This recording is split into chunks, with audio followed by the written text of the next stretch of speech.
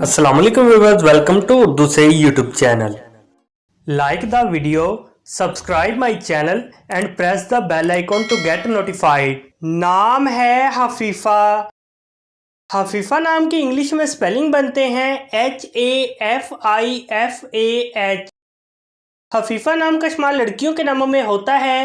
हफीफा नाम लड़कियों के लिए मखसूस है। हफीफा नाम का मज़हब मुस्लिम है।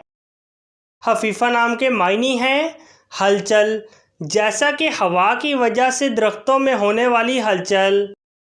हफीफा नाम के इंग्लिश में 7 हरूफ हैं और ये एक लफ्ज़ है, 7 वर्ड्स एंड 1 लेटर। हफीफा नाम के उर्दू में 5 हरूफ हैं और ये एक लफ्ज़ है। अपने नाम का मीनिंग जानने के लिए कमेंट बॉक्स में लिखिए। चैनल को सब्सक्राइब कीजिए, वीडियो को लाइक और शेयर कीजिए। Thanks for watching.